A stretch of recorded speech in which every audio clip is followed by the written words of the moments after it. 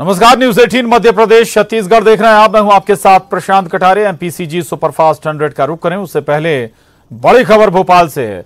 अपराधियों पर सख्त हो गए हैं सीएम शिवराज सिंह चौहान। 3 साल के मासूम को न्याय दिलाने के लिए सामने आए हैं मुख्यमंत्री। सीएम का डीजीपी विवेक जौहरी को निर्देश, हर हाल में आरोपियों को फांसी के फंदे तक पहुंचाएं। सीएम ने फास्ट ट्रैक कोर्ट में मामले की सुनवाई की बात कही है। 17 जुलाई को छिंदवाड़ा में मासूम की रेप के बाद हत्या कर दी गई थी।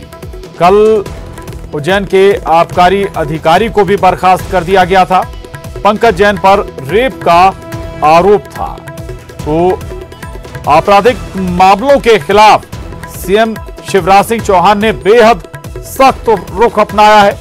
आपराधिक मामलों में लिप्त लोगों के खिलाफ त्वरित कार्रवाई भी हो रही है और 3 साल की मासूम को न्याय दिलाने के लिए अब सीएम खुद सामने आए हैं। सीएम ने डीजीपी विवेक जौहरी को निर्देश दिए हैं कि हर हाल में इस मामले में आरोपियों को फांसी के फंदे तक पहुंचाएं। सीएम ने फास्ट ट्रैक कोर्ट में मामले की सुनवाई की बात भी कही है। शरद श्रीवास्तव हमारे साथ जुड़ गए हैं और जानकारी के साथ। शरद, अगर हाल फिलहाल हम पिछले कुछ दिनों का शिवराज सिंह चौहान का रवैया देखें तो ऐसा लग रहा है कि बहुत ज्यादा एग्रेशन में है। जो आपराधिक मामले हैं उनको लेकर उनकी चिंता भी है, चाहते भी हैं कि ऐसे मामले बढ़े ना और जो अपराधी हैं वो सलाखों के पीछे पहुंचे। देखिए प्रशांत, आपने बिल्कुल सही कहा है और यही सख्ती का असर है कि लगातार जो केसेस हैं उन पर कार्रवाई हो रही है और कार्रवाई तेजी से हो रही है। ये दरअसल जो मामला था वो 3 साल की मासूम के साथ दरिंदगी का एक मामला छिंदवाड़ा में सामने आया था, जिसको लेकर मुख्यमंत्री शिवराज सिंह चौहान ने डीजीपी को निर्देश दिए हैं कि इस मामले में त्वरित कार्रवाई की जाए, जो चार्जशीट है वो तुरंत पेश की जाए और साथ ही साथ में जो मामला है उसको भी फास्ट ट्रैक कोर्ट में चलाया जाए। जो दोषी हैं इस पूरे घटनाक्रम में उनको वो फांसी के फंदे पर देखना चाहते हैं। तो निश्चित तौर पर ये उनकी सख्ती का असर है और वो बड़े अधिकारियों को भी निर्देशित कर रहे हैं। इसी तरीके की एक कार्रवाई कल भी जब कैबिनेट की बैठक हो रही थी तब हुई थी, जब उज्जैन में एक आबकारी अधिकारी जो रेप के मामले में आरोपी था उनको सीधे तौर पर बर्खास्त कर दिया था और कहा था कि इस मामले में अब कोई विभागीय जांच नहीं होगी, उनको नौकरी से बर्खास्त किया जाए। तो निश्चित ही ये कार्रवाइयां जो घटनाक्रम हो रहे हैं, जो वारदातें हो रही हैं, उन पर सख्ती मुख्यमंत्री की दिख रही है। उम्मीद की जानी चाहिए कि सख्ती का असर होगा और जो अपराध हैं उनमें कमी आएगी। जी बिल्कुल, बेहद सख्त हैं सीएम शिवराज सिंह चौहान। चाहे उज्जैन की बात हो या फिर भोपाल के प्यारे मियां का मामला हो या फिर ये छिंदवाड़ा को जो मामला सामने आया है, विवेक जौहरी को निर्देश दिए कि जल्द से जल्द इस मामले में जो आरोपी हैं वो सलाखों के पीछे और फांसी के फंदे तक होने चाहिए।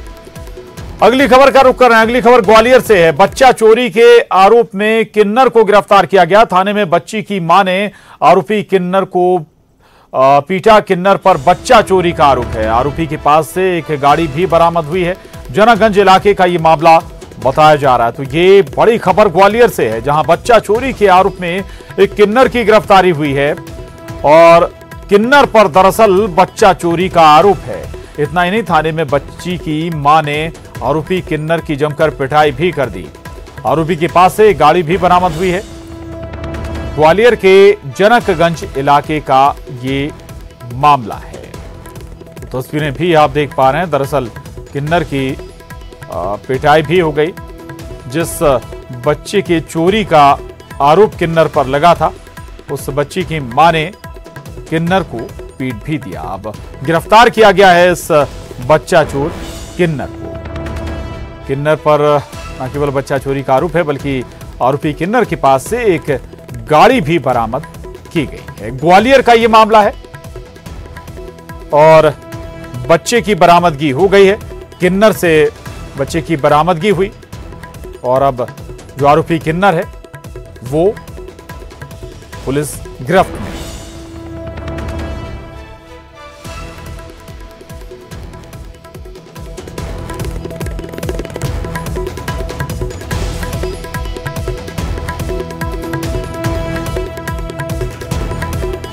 और एक और अहम खबर, उपचुनाव से पहले कांग्रेस को बड़ा झटका लगा है। कांग्रेस के एक और विधायक ने इस्तीफा दे दिया है। मांधाता के विधायक नारायण पटेल ने प्रोटेम स्पीकर को अपना इस्तीफा सौंप दिया। थोड़ी देर में बीजेपी में शामिल होंगे नारायण पटेल। तो ये हाल फिलहाल में तीसरे कांग्रेस विधायक हैं जिन्होंने विधायकी से इस्तीफा देने के बाद बीजेपी का दामन थामा है। हालांकि नारायण पटेल कुछ ही देर में बीजेपी का दामन थामेंगे। नारायण पटेल ने भी विधायकी से इस्तीफा दे दिया है और तो उपचुनाव से पहले कांग्रेस को ये एक और बड़ा झटका आप कह सकते हैं। कांग्रेस के एक और विधायक ने इस्तीफा दे दिया है। मांधाता के विधायक नारायण पटेल ने प्रोटेम स्पीकर को अपना इस्तीफा सौंप दिया और बताया जा रहा है कि नारायण पटेल कुछ देर में बीजेपी में शामिल हो सकते हैं। इससे पहले प्रद्युम्न सिंह लोधी बड़ा मलहरा के विधायक थे, उन्होंने इस्तीफा देकर बीजेपी ज्वाइन कर ली। इसके बाद सुमित्रा देवी कासडेकर नेपा नगर की विधायक थी, उन्होंने इस्तीफा देकर बीजेपी ज्वाइन कर ली। और अब ये तीसरा नाम है नारायण पटेल का, जिन्होंने अपना इस्तीफा प्रोटेम स्पीकर को सौंप दिया और बताया जा रहा है कि कुछ ही देर में नारायण पटेल भी बीजेपी का दामन थाम सकते हैं। इससे पहले दावा किया गया था कि कई और जो कांग्रेस के विधायक हैं वो बीजेपी के संपर्क में हैं। मानदाता के 175 विधानसभा सीट खंडवा जिले की नारायण सिंह जी पटेल साहब ने 22 तारीख को मुझसे भेंट करके उन्हें अपना इस्तीफा दिया था। मैंने पटेल साहब से आग्रह पूर्वक कहा था कि एक बार सोचिए विचारिए फिर आप मुझे बताइए। तो आज वो 23 तारीख को पुनः उपस्थित हुए और पटेल साहब ने अपनी इच्छा व्यक्त की कि नहीं, जो मैंने आपको 22 तारीख को इस्तीफा दिया था आप मेरा इस्तीफा स्वीकार करें। मैं अपनी राजी खुशी से और इच्छा से विधानसभा पद से इस्तीफा दे रहा हूं, सदस्य पद से। और इस आग्रह के साथ आज मैंने उनका इस्तीफा उनकी राजी खुशी रजामंदी के साथ स्वीकार करूं।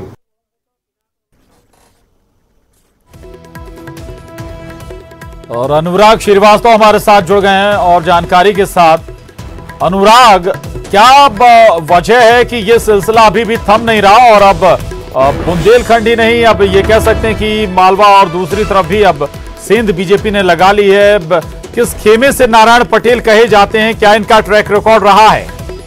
अनुराग,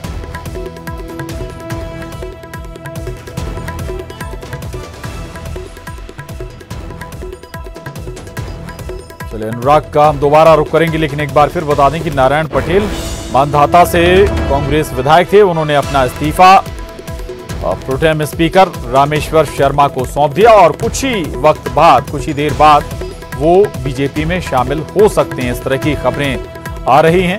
नारायण पटेल तीसरे कांग्रेस विधायक हैं जिन्होंने इस्तीफा दिया है। हाल फिलहाल अगर हम सिंधिया समर्थकों के बाद के घटनाक्रम की बात करें, सिंधिया समर्थकों ने एक साथ इस्तीफा दिया था और उनके समर्थन या ये कहें कि कांग्रेस से इस्तीफा देने के बाद सिंधिया समर्थकों के कांग्रेस सरकार अल्पमत में आ गई थी और इसके बाद बीजेपी ने सत्ता संभाली और बीजेपी के सत्ता संभालने के बाद अब ये तीसरे कांग्रेस विधायक हैं जिन्होंने इस्तीफा दिया है।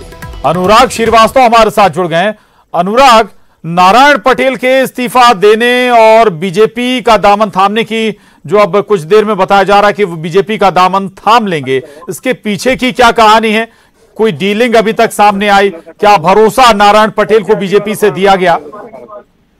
देखिए प्रशांत, एक तो 12 दिन में ये तीसरे विधायक हैं जो कि कांग्रेस से दल बदल करके बीजेपी में शामिल हो रहे हैं। और सबसे बड़ी बात है कि किस तरीके का इनको प्रलोभन दिया गया, क्योंकि कांग्रेस से इस बात के आरोप लगा रही है कि जो विधायक दल बदल करके बीजेपी में जा रहे हैं उनको बीजेपी कहीं ना कहीं प्रलोभन देने का काम कर रही है। तो किस तरीके से उनकी अगली भूमिका होगी ये अभी पार्टी तय करेगी। कुछ ही देर के बाद मुख्यमंत्री शिवराज सिंह चौहान बीजेपी दफ्तर पहुंचने वाले, जिनकी मौजूदगी में नारायण पटेल बीजेपी की सदस्यता लेने का काम करेंगे और उसके बाद तय होगा कि अब नारायण पटेल की बीजेपी में भूमिका क्या होगी। क्या उनको किसी निगम मंडल से नवाजा जाएगा या फिर उनको कुछ अन्य पद दिया जाएगा। तो कुल मिलाकर अभी की खबर यही है कि रामेश्वर शर्मा जो कि प्रोटेम स्पीकर हैं, उनकी उनसे मुलाकात करके जो नारायण पटेल है उन्होंने इस्तीफा अपना सौंप दिया है और अब जो है कुछ ही देर के बाद वो बीजेपी दफ्तर में बीजेपी की सदस्यता लेने का काम करेंगे। जी अनुराग, मांधाता अब मालवा की विधानसभा सीट है ये, किस गुट से किस खेमे से कहे जाते हैं नारायण पटेल? देखिए, अरुण यादव गुट से आते हैं नारायण पटेल, क्योंकि पूरा का पूरा इलाका जो है वो अरुण यादव के प्रभाव वाला इलाका है। और सबसे बड़ी बात है कि जो बुरहानपुर का नेपानगर विधानसभा सीट थी, जहां से सुमित्रा देवी ने दल बदल करके बीजेपी में शामिल हुई हैं, वो भी अरुण यादव गुट की थी और अरुण यादव ने ही उनको टिकट दिलाने का काम किया था। इसके अलावा नारायण पटेल जो है वो भी अरुण यादव गुट के हैं, उन्हीं को अरुण यादव के कहने पर ही उनको टिकट दिया गया था। पहली बार के वो विधायक हैं और 5000 के लगभग जो है वोट से वो जीत कर आए थे। तो कुल मिलाकर जो है ये है कि अब कुछ ही देर के बाद ये शामिल हो जाएंगे। लेकिन सबसे बड़ी मुश्किल इसी बात की है कि जो पार्टी के बड़े नेता है, कांग्रेस पार्टी के बड़े नेता है, वो अपने विधायकों को साथ कर रख पाने में जो है विफल साबित हो रहे हैं। और यही कारण है कि लगातार एक के बाद एक विधायक जो है दल बदल करके बीजेपी में शामिल हो रहे हैं। बिल्कुल अनुराग, एक सवाल अभी भी खड़ा हो रहा है। जब प्रद्युम्न सिंह लोधी ने कांग्रेस छोड़ी थी, उसके बाद पीसीसी चीफ कमलनाथ ने 2 कांग्रेस विधायकों से मुलाकात की थी, उन्हें समझाइश भी दी थी। राहुल लोधी और तरवर सिंह लोधी आकलन नहीं कर पा रही है क्या कांग्रेस की किन विधायकों के कौन से विधायक बीजेपी के संपर्क में हैं, या कौन से ऐसे उनके साथी विधायक हैं जो पार्टी छोड़ने की तैयारी कर रहे हैं? देखिए, खुद प्रद्युम्न सिंह लोधी खुद जो विधायक हैं वो यहाँ पर मौजूद हैं, उनसे बात करते हैं। विधायक जी, विकास के लिए मैं यहाँ आया हूँ, भारतीय जनता पार्टी आज ज्वाइन कर रहा हूँ। मेरे यहाँ विकास अवरुद्ध था, उसको गति देने के लिए मैंने निर्णय किया, वो सोचा समझा और उसके बाद निर्णय किया कि भारतीय जनता पार्टी ही प्रदेश में देश में विकास कर सकती है। उसके लिए मैं आज भारतीय जनता पार्टी परिवार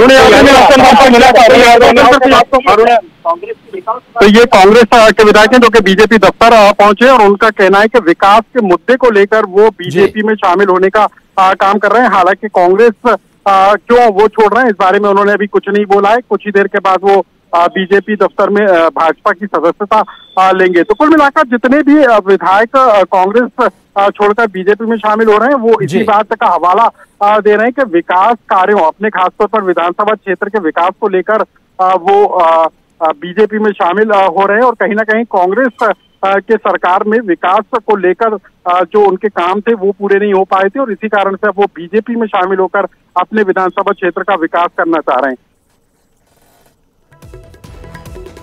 बिल्कुल बिल्कुल, आशाएं अब इस सरकार से हैं कि उनका जो विधानसभा क्षेत्र है उसमें विकास की गंगा बहे।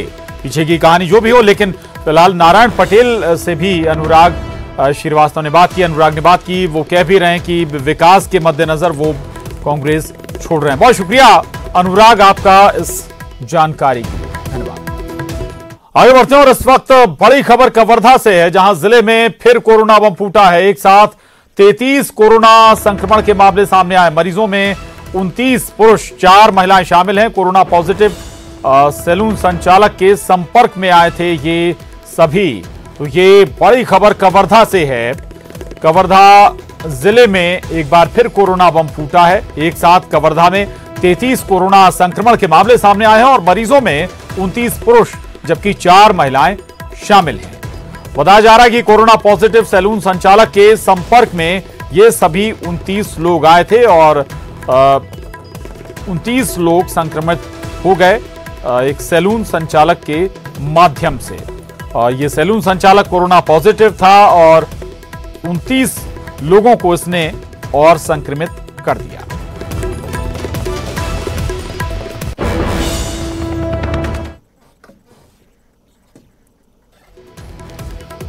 खबर रायपुर से, मुख्यमंत्री ने उपहार भेजा है। बीजेपी राष्ट्रीय महामंत्री सरोज पांडे को उपहार भेजा है।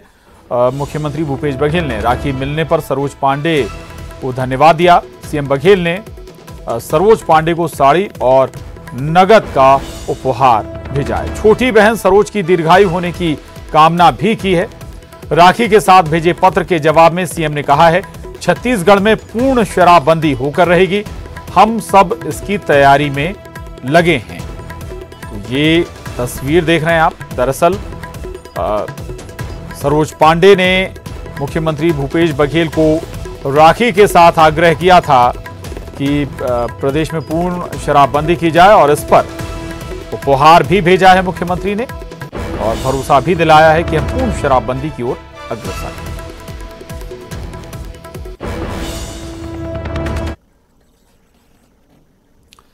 और इस वक्त बड़ी खबर जबलपुर से। एमपीपीएससी 2020 परीक्षा में आरक्षण का मामला। ईडब्ल्यूएस आरक्षण का फायदा न दिए जाने को लेकर हाईकोर्ट में चुनौती दी गई है। छात्र की याचिका पर सुनवाई हुई है। हाईकोर्ट ने एमपीपीएससी और सरकार को नोटिस भेजा है। 4 हफ्तों के भीतर जवाब मांगा गया है। तो ये बड़ी खबर जबलपुर से है।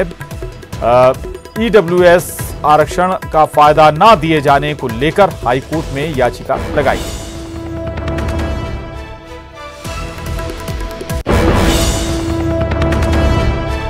और एक और अहम खबर नीमच से है। अवैध निर्माण पर बुलडोजर चला है। ढाबे को जमींदोज कर दिया गया है। सरकारी जमीन पर यह ढाबा बना हुआ था। सरकारी जमीन से अतिक्रमण हटा दिया गया है। प्रशासन ने यह कार्रवाई की है। तो यह बड़ी खबर नीमच से है, जहां अवैध निर्माण पर बुलडोजर चला है। अवैध ढाबे को जमींदोज कर दिया गया है। सरकारी जमीन पर ढाबा बनाया गया था और अब इस अतिक्रमण को सरकारी जमीन से हटा दिया गया है।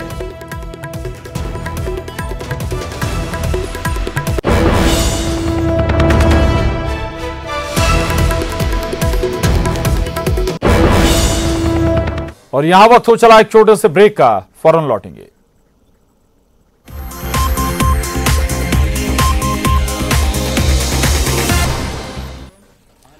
और ब्रेक के बाद अब रुक करेंगे एमपीसीजी सुपरफास्ट 100 का। कोरोना काल में 7 सितंबर तक नहीं होंगे उपचुनाव। चुनाव आयोग का बड़ा फैसला। आयोग ने कानून मंत्रालय को भेजा सर्टिफिकेट। भोपाल में पूर्व मंत्री केएल अग्रवाल ने थामा हाथ। कांग्रेस में शामिल हुए केएल अग्रवाल कमलनाथ की मौजूदगी में पार्टी में किया प्रवेश। सीएम शिवराज का आज फिर मंत्रियों से 1-to-1। ओम प्रकाश सकलेचा और विश्वास सारंग से हुई बात। विभागों के रोडमैप पर मंथन। शाम को कोरोना को लेकर भी होगी समीक्षा बैठक। सतना में पुलिस ने 4 शातिर चोरों को किया गिरफ्तार। खेत से उड़ा ले जाते थे पंप। पुलिस ने 10,000 का रखा था इनाम। सरोज पांडे के खत का सीएम ने ट्वीट कर दिया जवाब। बोले छत्तीसगढ़ में होकर रहेगी पूर्ण शराबबंदी। रमन सिंह ने नहीं मानी आपकी बात। शिवराज सरकार का बड़ा फैसला। पीडीएस दुकान से बिना पात्रता पर्ची वाले गरीब हितग्राहियों को मिलेगा राशन। 36,86,000 गरीबों को जारी की गई है पात्रता पर्ची। उपचुनाव में उतरेगी बीजेपी महिला मोर्चा। जनता को बताएगी कांग्रेस राज की नाकामियां। शिवराज सरकार के फैसलों की होगी ब्रांडिंग। एमपी में बढ़ सकता है बिजली टैरिफ। नियामक आयोग टैरिफ पर कर सकता है सुनवाई। उद्योगपतियों ने दर्ज कराई आपत्ति। 125 से ज्यादा आपत्ति दर्ज। सिंगरौली में गृह मंत्री अमित शाह और केंद्रीय कोयला मंत्री ने इको पार्क का वीडियो कॉन्फ्रेंसिंग के जरिए किया शुभारंभ। गुना में किसान पिटाई मामले पर राजनीति। दलित नेता चंद्रशेखर आजाद मिलेंगे पीड़ितों से। 25 जुलाई को गुना में करेंगे पीड़ित परिवार से मुलाकात। भोपाल में गाड़ियों को किराए पर चलाने के नाम पर धोखाधड़ी। पुलिस ने आरोपी को किया गिरफ्तार। 11 गाड़ियां भी पुलिस ने की जब्त। मासूम बच्चे के अंडे के ठेले के पलटने का वीडियो वायरल। आरोप है कि निगम कर्मचारियों ने पलटाया। वीडियो वायरल होने के बाद मदद को आगे आए समाजसेवी। पत्रकारों ने भी की मदद। छतरपुर की बड़ा मलहरा विधानसभा सीट को लेकर गरमाई राजनीति। कांग्रेस और बीजेपी कार्यकर्ता आए आमने सामने। एक दूसरे के खिलाफ जमकर की नारेबाजी। कांग्रेस कार्यकर्ताओं ने पूर्व विधायक प्रद्युम्न सिंह लोधी का फूंका पुतला। धार के निसरपुर पुलिस ने अवैध शराब परिवहन करते एक ट्रैक्टर ट्रॉली को किया जब्त। आरोपी चालक भी गिरफ्तार।